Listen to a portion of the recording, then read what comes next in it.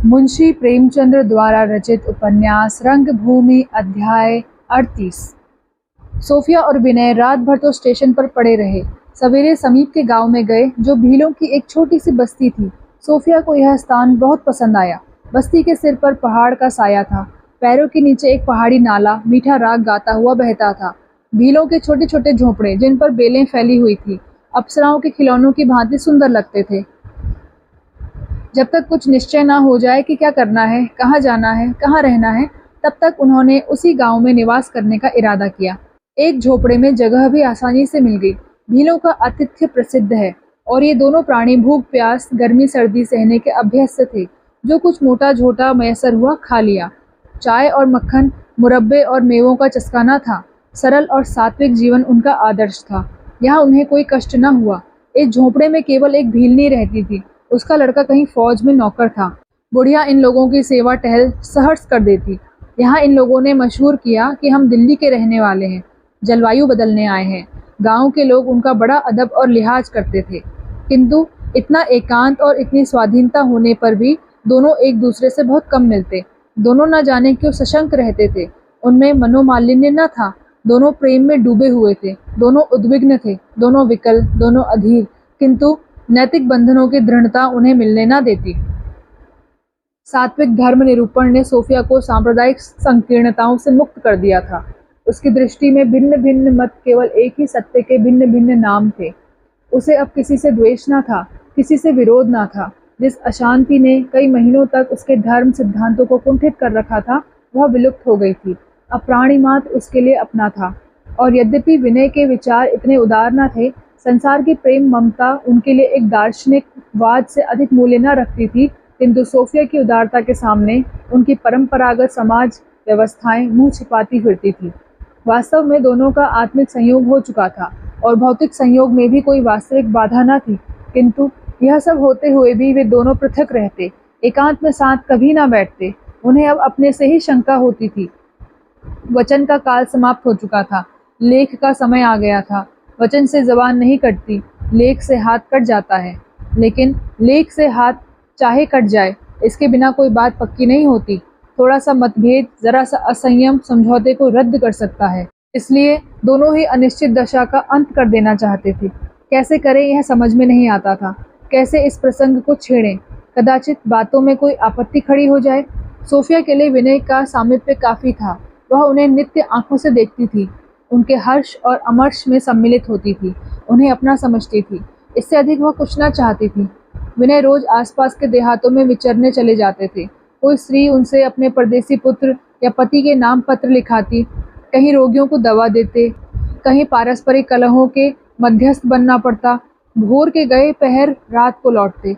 यह उनकी नित्य की दिनचर्या थी। सोफिया चिराग जलाए उनकी बाट देखा करती। जब वह आ जाते तो उनके हाथ पैर धुलवाकर भोजन कराती। दिन भर की कथा प्रेम से सुनती और तब दोनों अपनी अपनी कोठरियों में सोने चले जाते। वहाँ विनय को अपना घास का बिछौना बिछा हुआ मिलता।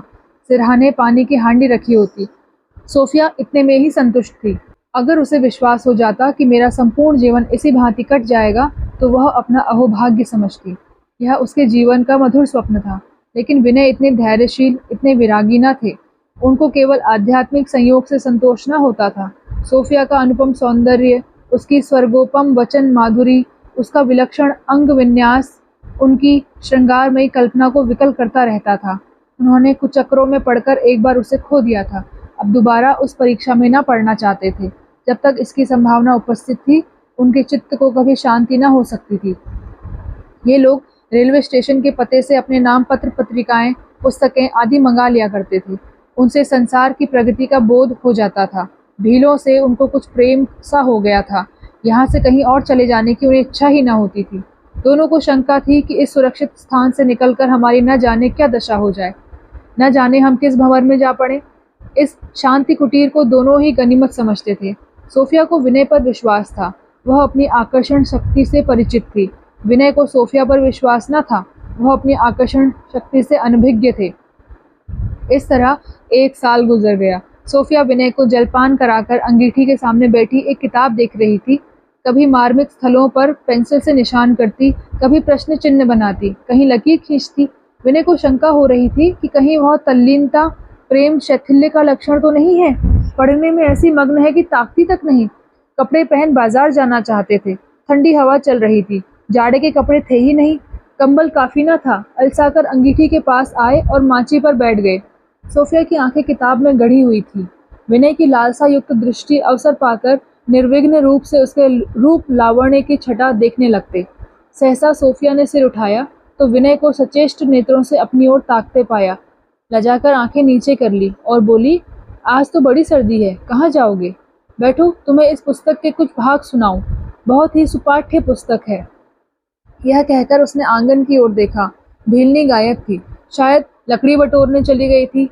अब 10 बजे से पहले न आएगी। सोफिया कुछ चिंतित सी हो गई। विनय ने उत्सुकता के साथ कहा, नहीं सोफी, आज कहीं न जाऊंगा। तुमसे कुछ बातें करने को जी चाहता है। किताब बंद करके रख दो। तुम्हारे साथ रहकर भी तुमसे बातें करने को तरसता रहता हूँ। यह कहकर उन्होंने सोफिया के हाथों से किताब छीन लेने की चेष्टा की। सोफिया किताब को दृढ़ता से पकड़कर बोली, ठहरो ठहरो, अब यही शरारत मुझे अच्छी नहीं लगती। बैठो, इस फ्रेंच फिलोसोफर के विचार सुनाओ। देखो उसने कितनी विशाल हृदयता से धार्मिक निरूपण किया है।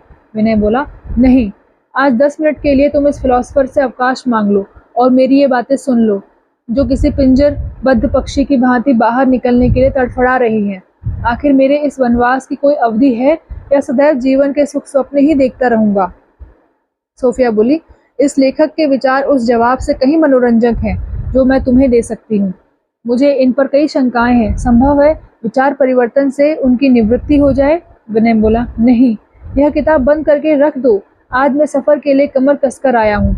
आज तुमसे वचन लिए बिना तुम्हारा दामन न छोड़ूंगा। क्या अब भी मेरी परीक्षा कर रही हो? सोफिया ने किताब बंद करके रख दी और प्रेम गंभीर भाव से बोली, मैंने तो अपने को तुम्हारे चरणों पर डाल दिया, अब और मुझसे क्या चाहते हो? विनय बोला, अगर मैं देवता होता तो तुम्हारी प्रेमोपासना से संतुष्ट हो जाता, लेकिन मैं भी तो इच्छाओं का दास क्षुद्र मनुष्य हूँ। मैंने जो कुछ पाया है उससे संतुष्ट नहीं हूँ। मैं सब चाहता हूँ। क्या अब भी तुम मेरा आशय नहीं समझी? मैं पक्षी को अपने मुंडेर पर बैठे देखकर संतुष्ट नहीं, उसे अपने पिंजड़े में जाते देखना चाहता हूँ। क्या और भी स्पष्ट रूप से कहूँ? मैं सर्वभोगी हूँ। केवल सुगंध से मेरी तृप्ति नहीं होती। सोफिया बोली, विनय, मुझे अभी विवश ना करो। मैं तुम्हारी हूँ। मैं इस वक्त यह बात जितने शुद्ध भाव और निष्कपट हृदय से कह रही हूँ, उससे अधिक किसी मंदिर में, कलीसा में या हवन कुंड के सामने नहीं कह सकती। जिस समय मैंने तुम्हारा तिरस्कार किया था उस समय भी तुम्हारी थी, लेकिन क्षमा करना, मैं कभी ऐसा कर्म ना करूँगी जिससे तुम्हारा अपमान, तुम्हारी अप्रतिष्ठा, तुम्हारी निंदा हो। मेरा यह संयम अपने लिए नहीं, तुम्हारे लिए है। आत्मिक मिलाप के लिए कोई बाधा नहीं होती, पर सामाजिक संस्कारों के लिए अपने संबंधियों और समाज के नियमों की स्वीकृति अनिवार्य है, अन्यथा वे लज्जास्पद हो जाते हैं। मेरी आत्मा मुझे कभी क्षमा न करेगी अगर मेरे कारण तुम अपने माता पिता, विशेषतः अपनी पूज्य माता के कोप भाजन बनो और वे मेरे साथ तुम्हें भी कुल कलंक समझने लगे। मैं कल्पना भी नहीं कर सकती कि इस अवज्ञा के लिए रानी जी तुम्हें और विशेषकर मुझे क्या दंड देंगी। वह सती हैं, देवी हैं, उनका क्रोध न जाने क्या अनर्थ करे। मैं उनकी दृष्टि में कितनी पतित हूँ इसका मुझे अनुभव हो चुका है, और तुम्हें भी उन्होंने कठोर से कठोर दंड दे दिया जो उनके वश में था। ऐसी दशा में जब उन्हें ज्ञात होगा कि मैं और तुम केवल प्रेम के सूत्र में नहीं, संस्कारों के सूत्र में बंधे हुए हैं, तो आश्चर्य नहीं कि वह क्रोधावेश में आत्महत्या कर लें। संभव है इस समय तुम उन समस्त विघ्न बाधाओं को अंगीकार करने को तैयार हो जाओ, लेकिन मैं बाह्य संस्कारों को इतने महत्व की वस्तु नहीं समझती। विनय ने उदास होकर कहा, सोफी, इसका आशय इसके सिवा और क्या है कि मेरा जीवन सुख स्वप्न देखने में ही कट जाए? सोफी बोली, नहीं विनय, मैं इतनी हताश नहीं हूँ। मुझे अब भी आशा है कि कभी न कभी रानी जी से तुम्हारा और अपना अपराध क्षमा करा लूँगी, और तब उनके आशीर्वादों के साथ हम दाम्पत्य क्षेत्र में प्रवेश करेंगे। रानी जी की कृपा और अकृपा दोनों ही सीमागत रहती हैं।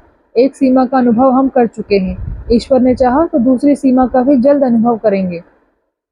मैं तुमसे सविनय अनुरोध करती हूँ कि अब इस प्रसंग को फिर मत उठाना, अन्यथा मुझे कोई दूसरा रक्षा स्थान खोजना पड़ेगा। विनय ने धीरे से कहा, वह दिन कब आएगा जब या तो अम्मा जी ना होंगी या मैं ना रहूँगा।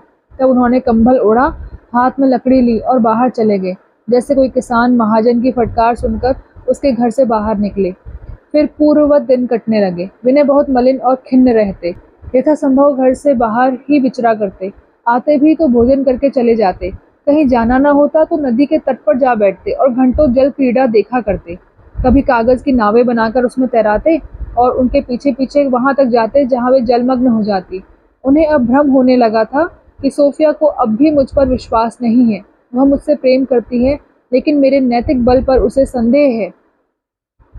एक दिन वह नदी किनारे बैठे हुए थे कि बुढ़िया भीलनी पानी भरने आई। उन्हें वहां बैठे देखकर उसने घड़ा रख दिया और बोली, क्यों मालिक, तुम यहाँ अकेले क्यों बैठे हो? घर में मालकिन घबराती ना होंगी? मैं उन्हें बहुत रोते देखा करती हूँ। क्या तुमने उन्हें कुछ कहा है? क्या बात है, कभी तुम दोनों को बैठकर हंसते बोलते नहीं देखती।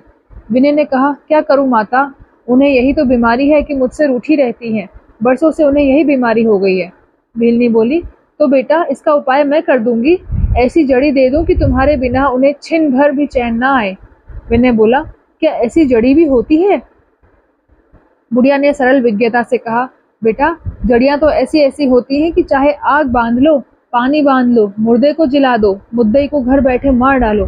हाँ, जानना चाहिए, तुम्हारा भील बड़ा गुणी था। राजा के दरबार में आया जाया करता था। उसी ने मुझे 2-4 बूटियां बता दी थी। बेटा एक एक बूटी 1-1 लाख को सस्ती है। विनय बोला, तो मेरे पास इतने रुपए कहाँ हैं? भीलनी बोली, नहीं बेटा, तुमसे मैं क्या लूंगी? तुम विश्वनाथपुरी के निवासी हो, तुम्हारे दर्शन पा गई, यही मेरे लिए बहुत है। वहां जाकर मेरे लिए थोड़ा सा गंगा जल भेज देना, बुढ़िया तर जाएगी। तुमने मुझसे पहले ना कहा, नहीं तो मैंने वह जड़ी तुम्हें दे दी होती। तुम्हारी अनबन देखकर मुझे बड़ा दुख होता है। संध्या समय जब सोफिया बैठी भोजन बना रही थी, भीलनी ने एक जड़ी लाकर विनय सिंह को दी और बोली, बेटा बड़े जतन से रखना, लाख रुपए दोगे तब भी ना मिलेगी। अब तो यह विद्या ही उठ गई। इसको अपने लहू में 15 दिन तक रोज भिगोकर सुखाओ, तब इसमें से 1-1 पत्ती काटकर मालकिन को धुनी दो। 15 दिन के बाद जो बच रहे वह उनके जूड़े में बांध दो। देखो क्या होता है। भगवान चाहेंगे तो तुम आप उनसे उबने लगोगे। वह परछाई की भांति तुम्हारे पीछे लगी रहेंगी। फिर उसने विनय के कान में एक मंत्र बताया जो कई निरर्थक शब्दों का संग्रह था और कहा कि जड़ी को लहू में डुबाते समय यह मंत्र 5 बार पढ़कर जड़ी पर फूंक देना। विनय सिंह मिथ्यावादी न थे। तंत्र मंत्र पर उनका अणुमात्र भी विश्वास न था, लेकिन सुनी सुनाई बातों से उन्हें यह मालूम था कि निम्न जातियों में ऐसी तांत्रिक क्रियाओं का बड़ा प्रचार है और कभी कभी इनका विस्मयजनक फल भी होता है। उनका अनुमान था कि क्रियाओं में स्वयं कोई शक्ति नहीं, अगर कुछ फल होता है तो वह मूर्खों के दुर्बल मस्तिष्क के कारण। शिक्षित पर, जो प्रायः शंकावादी होते हैं, जो ईश्वर के अस्तित्व को भी स्वीकार नहीं करते, भला इनका क्या असर हो सकता है? तो भी उन्होंने यह सिद्धि प्राप्त करने का निश्चय किया। उन्हें उससे किसी फल की आशा न थी, केवल उसकी परीक्षा लेना चाहते थे। लेकिन कहीं सचमुच इस जड़ी में कुछ चमत्कार हो तो फिर क्या पूछना। इस कल्पना से ही उनका हृदय पुलकित हो उठा। सोफिया मेरी हो जाएगी, तब उसके प्रेम में और ही बात होगी। ज्यों ही मंगल का दिन आया, वह नदी पर गए, स्नान किया और चाकू से अपनी एक उंगली काटकर उसके रक्त में जड़ी को भिगोया और तब उसे एक ऊंची चट्टान पर पत्थरों से ढककर रखाए। 15 दिन तक लगातार यही क्रिया करते रहे। ठंड ऐसी पड़ती थी कि हाथ पांव गले जाते थे, बर्तनों में पानी जम जाता था, लेकिन विनय नित्य स्नान करने जाते। सोफिया ने उन्हें इतना कर्मनिष्ठ न देखा था। कहती, इतनी सवेरे ना नहाओ, कहीं सर्दी ना लग जाए। जंगली आदमी भी दिन भर अंगीठी जलाए बैठे रहते हैं, बाहर मुंह नहीं निकाला जाता, जरा धूप निकल आने दिया करो।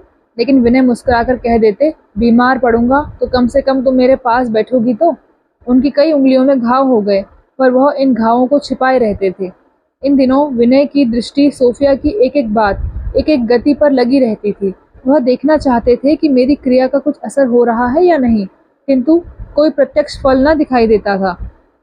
15वें दिन जाकर उन्हें सोफिया के व्यवहार में कुछ थोड़ा सा अंतर दिखाई पड़ा। शायद किसी और समय उनका इस ओर ध्यान भी न जाता, किंतु आजकल तो उनकी दृष्टि बहुत सूक्ष्म हो गई थी।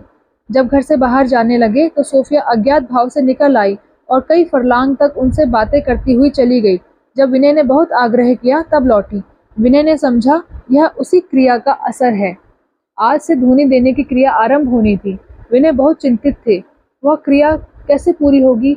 अकेले सोफी के कमरे में जाना सभ्यता, सज्जनता और शिष्टता के विरुद्ध है। कहीं सोफी जाग जाए और मुझे देख ले तो मुझे कितना नीच समझेगी। कदाचित सदैव के लिए मुझसे घृणा करने लगे। ना भी जागे तो भी यह कौन सी भलमनसी है कि कोई आदमी किसी युवती के कमरे में प्रवेश करे। न जाने किस दशा में लेटी होगी। संभव है केश खुले हों, वस्त्र हट गया हो, उस समय मेरी मनोवृत्तियां कितनी कुचेष्ट हो जाएंगी, मेरा कितना नैतिक पतन हो गया है। सारे दिन वह इन्हीं अशांतिमय विचारों में पड़े रहे, लेकिन संध्या होते ही वह कुम्हार के घर से एक कच्चा प्याला लाए और उसे हिफाजत से रख दिया। मानव चरित्र की एक विचित्रता यह है कि हम बहुधा ऐसे काम कर डालते हैं जिन्हें करने की इच्छा हमें नहीं होती। कोई गुप्त प्रेरणा हमें इच्छा के विरुद्ध ले जाती है। आधी रात हुई तो विनय प्याली में आग और हाथ में वह रक्त सिंचित जड़ी लिए हुए सोफी की कोठरी के द्वार पर आए।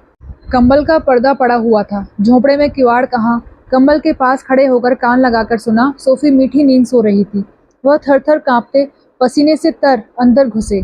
दीपक के मंद प्रकाश में सोफी निद्रा में मग्न लेटी हुई ऐसे मालूम होती थी मानो मस्तिष्क में मधुर कल्पना विश्राम कर रही हो। विनय के हृदय पर आतंक सा छा गया। कई मिनट तक मंत्र मुग्ध से खड़े रहे, पर अपने को संभाले हुए मानो किसी देवी के मंदिर में हो। उन्नत हृदयों में सौंदर्य उपासना भाव को जागृत कर देता है। वासनाएं विश्रांत हो जाती हैं। विनय कुछ देर तक सोफी को भक्ति भाव से देखते रहे, तब वह धीरे से बैठ गए। प्याली में जड़ी का एक टुकड़ा तोड़कर रख दिया और उसे सोफिया के सिरहाने की ओर खिसका दिया। एक क्षण में जड़ी की सुगंध से सारा कमरा बस उठा। उद और अंबर में वह सुगंध कहाँ, धुएं में कुछ ऐसी उद्दीपन शक्ति थी कि विनय का चित्त चंचल हो उठा। ज्यों ही धुआं बंद हुआ, विनय ने प्याली से जड़ी की राख निकाल ली, भीलनी के आदेशानुसार उसे सोफिया पर छिड़क दिया और बाहर निकल आए। लेकिन अपनी कोठरी में आकर वह घंटों बैठे पश्चाताप करते रहे। बार बार अपने नैतिक भावों को चोट पहुंचाने की चेष्टा की। इस कृत्य को विश्वासघात, सतीत्व हत्या कहकर मन में घृणा का संचार करना चाहा। सोते वक्त निश्चय किया कि बस इस क्रिया का आज से अंत है। दूसरे दिन दिन भर उनका हृदय खिन्न, मलिन, उद्विग्न रहा। ज्यों-ज्यों रात निकट आती थी, उन्हें शंका होती जाती थी कि कहीं मैं फिर यह क्रिया न करने लगूं। 2-3 भीलों को बुला लाए और उन्हें अपने पास सुलाया। भोजन करने में बड़ी देर की, जिससे चारपाई पर पड़ते ही पड़ते नींद आ जाए। जब भोजन करके उठे तो सोफी आकर उनके पास बैठ गई। यह पहला ही अवसर था कि वह रात को उनके पास बैठी बातें करती रही। आज के समाचार पत्रों में प्रभु सेवक की पूना में दी हुई वक्तृता प्रकाशित हुई थी। सोफी ने इसे उच्च स्वर में पढ़ा। गर्व से उनका सिर ऊंचा हो गया। बोली, देखो कितना विलासप्रिय आदमी था, जिसे सदैव अच्छे वस्त्रों और अन्य सुख सामग्रियों की धुन सवार रहती थी। उनकी कितनी काया पलट हुई है। मैं समझती थी इससे कभी कुछ ना होगा, आत्मसेवन में ही इसका जीवन व्यतीत होगा। मानव हृदय के रहस्य कितने दुर्बोध होते हैं। उसका यह त्याग और अनुराग देखकर आश्चर्य होता है।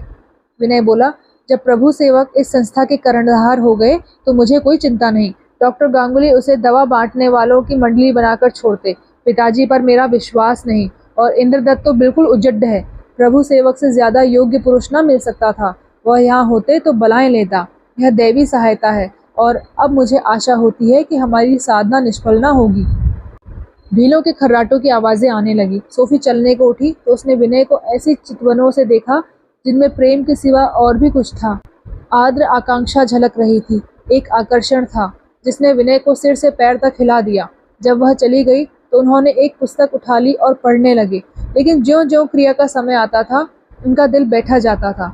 ऐसा जान पड़ता था जैसे कोई जबरदस्ती उन्हें ठेल रहा है। जब उन्हें यकीन हो गया कि सोफिया सो गई होगी, तो वह धीरे से उठे, प्याली में आग ली और चली। आज वह कल से भी ज्यादा भयभीत हो रहे थे। एक बार जी में आया कि प्याली को पटक दूं, लेकिन इसके एक ही क्षण बाद उन्होंने सोफी के कमरे में कदम रखा। आज उन्होंने आंखें ऊपर उठाई ही नहीं, सिर नीचे किया, धूनी सुलगाई और राख छिड़क कर चले आए। चलती बार उन्होंने सोफिया का मुखचंद्र देखा। ऐसा भासित हुआ कि वह मुस्कुरा रही है। कलेजा धक से हो गया, सारे शरीर में सनसनी दौड़ गई। ईश्वर, अब लाज तुम्हारे हाथ में है, इसने देख ना लिया हो। विद्युत गति से अपनी कोठरी में आए, दीपक बुझा दिया और चारपाई पर गिर पड़े। घंटों कलेजा धड़कता रहा। इस भांति 5 दिनों तक विनय ने बड़ी कठिनाइयों से यह साधना की, और इतने ही दिनों में उन्हें सोफिया पर इसका असर साफ नजर आने लगा। यहाँ तक कि 5वें दिन वह दोपहर तक उसके साथ भीलों की झोंपड़ियों की सैर करती रही। उसके नेत्रों में गंभीर चिंता की जगह अब एक लालसा पूर्ण चंचलता झलकती थी और अधरों पर मधुर हास्य की आभा। आज रात को भोजन के उपरांत वह उनके पास बैठकर समाचार पत्र पढ़ने लगी, और पढ़ते पढ़ते उसने अपना सिर विनय की गोद में रख दिया और उनके हाथों को अपने हाथ में लेकर बोली, सच बताओ विनय, एक बात तुमसे पूछूं, बताओगे ना? सच बताना। तुम यह तो नहीं चाहते कि यह बला सिर से टल जाए? मैं कह देती हूँ, जीते जी ना टलूंगी, ना तुम्हें छोड़ूंगी।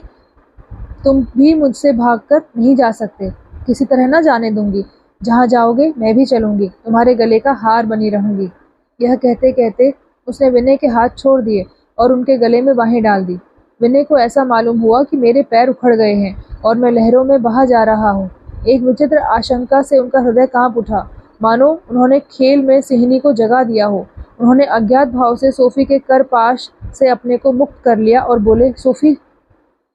सोफी चौंक पड़ी, मानो निद्रा में हो। फिर उठकर बैठ गई और बोली, मुझे ऐसा ज्ञात होता है कि पूर्व जन्म में, उससे पहले भी, आदि से तुम्हारी हूँ। कुछ स्वप्न सा याद आता है कि हम और तुम नदी के किनारे एक झोपड़ी में रहते थे। सच? विनय ने सशंक होकर कहा। तुम्हारा जी कैसा है? सोफी बोली, मुझे कुछ हुआ थोड़ी है, मैं तो अपने पूर्व जन्म की बात याद कर रही हूँ। मुझे ऐसा याद आता है कि तुम मुझे झोपड़ी में अकेली छोड़कर अपनी नाव पर कहीं परदेश चले गए और मैं नित्य नदी के तीर बैठी हुई तुम्हारी राह देखती थी, पर तुम ना आते थे। विनय बोला, सोफिया, मुझे भय हो रहा है कि तुम्हारा जी अच्छा नहीं है। रात बहुत हो गई है, अब सो जाओ। सोफी बोली, मेरा तो आज यहाँ से जाने का जी नहीं चाहता। क्या तुम्हें नींद आ रही है? तो सो जाओ, मैं बैठी हूँ, जब तुम सो जाओगे मैं चली जाऊंगी। एक क्षण बाद फिर बोली, मुझे ना जाने क्यों संशय हो रहा है कि तुम मुझे छोड़ जाओगे। विनय बोला, सोफी, अब हम अनंत काल तक अलग ना होंगे। सोफी बोली, तुम इतने निर्दय नहीं हो, मैं जानती हूँ। मैं रानी जी से ना डरूंगी, साफ साफ कह दूंगी, विनय मेरे हैं। विनय की दशा उस भूखे आदमी की सी थी जिसके सामने परसी थाली रखी हुई हो, क्षुधा से व्याकुल हो रहा हो। आंतें सिकुड़ी जाती थी, आंखों में अंधेरा सा छा रहा था, मगर थाली में हाथ न डाल सकता था, इसलिए कि पहले किसी देवता को भोग लगाना है। उन्हें अब इसमें कोई संदेह ना रहा था कि सोफी की व्याकुलता उसी क्रिया का फल है।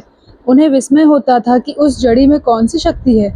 वह अपने कृत्य पर लज्जित थे और सबसे अधिक भयभीत थे, आत्मा से नहीं, परमात्मा से नहीं, सोफी से। जब सोफी को ज्ञात हो जाएगा, कभी न कभी तो यह नशा उतरेगा ही, तब वह मुझसे इसका कारण पूछेगी और मैं छिपा ना सकूंगा। उस समय वह मुझे क्या कहेगी? आखिर जब अंगीठी की आग ठंडी हो गई और सोफी को सर्दी मालूम होने लगी, तो सोफी चली गई। क्रिया का समय भी आ पहुंचा, लेकिन आज विनय को साहस न हुआ। उन्हें उसकी परीक्षा ही करनी थी। परीक्षा हो गई और तांत्रिक साधनों पर उन्हें हमेशा के लिए एक श्रद्धा हो गई। सोफिया को चारपाई पर लेटते ही भ्रम हुआ कि रानी जानवी सामने खड़ी ताक रही हैं। उसने कंबल से सिर निकाल कर देखा और तब अपनी मानसिक दुर्बलता पर झुंझलाकर सोचने लगी, आजकल मुझे क्या हो गया है? मुझे क्यों भांति भांति के संशय होते रहते हैं? क्यों नित्य अनिष्ट शंका हृदय पर छाई रहती है, जैसे मैं विचारहीन सी हो गई हूँ। विनय आजकल क्यों मुझसे खींचे हुए हैं? कदाचित वह डर रहे हैं कि रानी जी कहीं उन्हें शाप न दे दें अथवा आत्मघात न कर लें। उनकी बातों में पहले की उत्सुकता, प्रेमातुरता नहीं है। रानी मेरे जीवन का सर्वनाश किए देती है। इन्हीं अशांतिमय विचारों में डूबी हुई वह सो गई तो देखती क्या है कि वास्तव में रानी जी मेरे सामने खड़ी क्रोधोन्मत्त नेत्रों से ताक रही है और कह रही हैं, विनय मेरा है, वह मेरा पुत्र है, उसे मैंने जन्म दिया है, उसे मैंने पाला है। तू क्यों उसे मेरे हाथों से छीने लेती है? अगर तूने मुझसे उसे छीना, मेरे कुल को कलंकित किया, तो मैं तुम दोनों का इस तलवार से वध कर दूंगी। सोफी तलवार की चमक देखकर घबरा गई, चिल्ला उठी, नींद टूट गई। उसकी सारी देह तृणवत कांप रही थी। वह दिल मजबूत करके उठी और विनय सिंह की कोठरी में जाकर उसके सीने से चिपट गई। विनय की आंखें लग रही थी, चौंक कर सिर उठाया। सोफी बोली, विनय, विनय जागो, मैं डर रही हूँ। विनय तुरंत चारपाई से उतरकर खड़े हो गए और पूछा, क्या है सोफी? सोफी बोली, रानी जी को अभी अभी मैंने अपने कमरे में देखा, अभी वहीं खड़ी हैं। विनय बोला, सोफी शांत हो जाओ, तुमने कोई स्वप्न देखा है, डरने की कोई बात नहीं। सोफी बोली, स्वप्न नहीं था विनय, मैंने रानी जी को प्रत्यक्ष देखा। विनय बोला, वह यहाँ कैसे आ जाएंगी, हवा तो नहीं है। सोफी बोली, तुम इन बातों को नहीं जानते विनय। प्रत्येक प्राणी के दो शरीर होते हैं, एक स्थूल, दूसरा सूक्ष्म। दोनों अनुरूप होते हैं। अंतर केवल इतना ही है कि सूक्ष्म शरीर स्थूल से कहीं सूक्ष्म होता है। वह साधारण दशाओं में अदृश्य है, लेकिन समाधि या निद्रावस्था में स्थूल शरीर का स्थानापन्न बन जाता है। रानी जी का सूक्ष्म शरीर अवश्य यहाँ है। दोनों ने बैठकर रात काटी। सोफिया को अब विनय के बिना क्षण भर भी चैन नहीं आता। उसे केवल मानसिक अशांति न थी, ऐन्द्रिक सुख भोग के लिए भी उत्कंठित रहती। जिन विषयों की कल्पना मात्र से उसे अरुचि थी, जिन बातों को याद करके ही उसके मुख पर लालिमा छा जाती, वे कल्पनाएं और वे ही भावनाएं अब नित्य उसके चित्त पर आच्छादित रहती। उसे अपनी वासना लिप्सा पर आश्चर्य होता था, किंतु जब वह विलास कल्पना करते करते उस क्षेत्र में प्रविष्ट होती जो दाम्पत्य जीवन के लिए ही नियंत्रित है, तो रानी जी की वही क्रोध तेज पूर्ण मूर्ति उसके सम्मुख खड़ी हो जाती और वह चौंक कर कमरे से निकल भागती। इस भांति उसने 10-12 दिन काटे। कृपाण के नीचे खड़े अभियोगी की दशा भी इतनी चिंताजनक न होगी। एक दिन वो घबराई हुई विनय के पास आई, बोली, विनय, मैं बनारस जाऊंगी। मैं बड़े संकट में हूँ। रानी जी मुझे यहाँ चैन ना लेने देंगी। अगर यहाँ रही तो शायद जीवन से हाथ धोना पड़े। मुझ पर अवश्य कोई ना कोई अनुष्ठान किया गया है। मैं इतनी अव्यवस्थित चित्त कभी न थी। मुझे स्वयं ऐसा मालूम होता है अब मैं वह हूँ ही नहीं, कोई और ही हूँ। मैं जाकर रानी जी के पैरों पर गिरूंगी, उनसे अपना अपराध क्षमा कराऊंगी और उन्हीं की आज्ञा से तुम्हें प्राप्त करूंगी। उनकी इच्छा के बगैर मैं तुम्हें पा नहीं सकती, और जबरदस्ती ले लूं तो कुशल से ना बीतेगी। विनय, मुझे स्वप्न में भी आशंका न थी कि मैं तुम्हारे लिए इतनी अधीर हो जाऊंगी। मेरा हृदय कभी इतना दुर्बल और इतना मोहग्रस्त न था। विनय ने चिंतित होकर कहा, सोफी, मुझे आशा है कि थोड़े दिनों में तुम्हारा चित्त शांत हो जाएगा। सोफी बोली, नहीं विनय, कदापि नहीं। रानी जी ने तुम्हें एक महान उद्देश्य के लिए बलि कर रखा है। बलि जीवन का उपभोग अनिष्टकारक होता है। मैं उनसे भिक्षा मांगूंगी। विनय बोला, तो मैं भी तुम्हारे साथ चलूंगा। सोफी बोली, नहीं नहीं, ईश्वर के लिए ऐसा मत कहो। मैं तुम्हें रानी जी के सामने न ले जाऊंगी, मुझे अकेले जाने दो। विनय बोला, इस दशा में मैं तुम्हें अकेले कभी न जाने दूंगा। अगर ऐसा ही है तो मैं तुम्हें वहां छोड़कर वापस आ जाऊंगा। सोफी बोली, वचन दो कि बिना मुझसे पूछे रानी जी के पास न जाओगे। विनय बोला, हाँ सोफी, यह स्वीकार है, वचन देता हूँ। सोफी बोली, फिर भी दिल नहीं मानता, डर लगता है। वहाँ तुम आवेश में आकर कहीं रानी जी के पास न चले जाओ। तुम यहीं क्यों नहीं रहते? मैं तुम्हें नित्य प्रति पत्र लिखा करूंगी और जल्द से जल्द लौट आऊंगी। विनय ने उसे तस्कीन देने के लिए अकेले जाने की अनुमति दे दी, लेकिन उनका स्नेह सिंचित हृदय यह कब मान सकता था कि सोफिया इस अव्यवस्थित दशा में इतनी लंबी यात्रा करे। सोचा, उसकी निगाह बचाकर किसी दूसरे डिब्बे में बैठ जाऊंगा। उन्हें लौटकर आने की बहुत कम आशा थी। भीलों ने सुना तो भांति भांति के उपहार लेकर विदा करने आए। मृग चर्मों, बघ नखों और नाना प्रकार की जड़ी बूटियों का ढेर लग गया था। एक भील ने धनुष भेंट किया। सोफी और विनय दोनों को ही इस स्थान से प्रेम हो गया था। निवासियों का सरल, स्वाभाविक, निष्कपट जीवन उन्हें ऐसा भा गया था कि उन लोगों को छोड़कर जाते हुए हार्दिक वेदना होती थी। भीलगण रो रहे थे और कह रहे थे, जल्दी आना, हमें भूल न जाना। बुढ़िया भीलनी तो उन्हें छोड़ती ही ना थी। सब के सब स्टेशन तक उन्हें पहुंचाने आए, लेकिन जब गाड़ी आई तो वह बैठी। विनय से विदा होने का समय आया तो वह विनय के गले लिपटकर रोने लगी। विनय चाहते थे कि निकल जाएं और किसी दूसरे डिब्बे में जा बैठें, पर वह उन्हें छोड़ती ही ना थी। मानो यह अंतिम वियोग है। जब गाड़ी ने सीटी दी तो वह हृदय वेदना से विकल होकर बोली, विनय, मुझसे इतने दिनों कैसे रहा जाएगा? रो रो कर मर जाऊंगी। ईश्वर, मैं क्या करूं? विनय बोले, सोफी, घबराओ नहीं, मैं तुम्हारे साथ चलूंगा। सोफी बोली, नहीं नहीं, ईश्वर के लिए नहीं, मैं अकेले ही जाऊंगी। विनय गाड़ी में आकर बैठ गए। गाड़ी रवाना हो गई। जरा देर बाद सोफिया ने कहा, तुम ना आते तो मैं शायद घर तक ना पहुंचती। मुझे ऐसा ज्ञात हो रहा था कि प्राण निकले जा रहे हैं। सच बताना विनय, तुमने मुझ पर मोहिनी तो नहीं डाल दी है? मैं इतनी अधीर क्यों हो गई हूँ? विनय ने लज्जित होकर कहा, क्या जाने सोफी, मैंने एक क्रिया तो की है, नहीं कह सकता कि वो मोहिनी थी या कुछ और। सोफी बोली, सच? विनय बोला, हाँ बिल्कुल सच। मैं तुम्हारी प्रेम शिथिलता से डर गया था कि कहीं तुम मुझे फिर से न परीक्षा में डालो। सोफी ने विनय की गर्दन में हाथ डाल दिए और बोली, तुम बड़े छलिया हो, अपना जादू उतार लो, मुझे क्यों तड़पा रहे हो?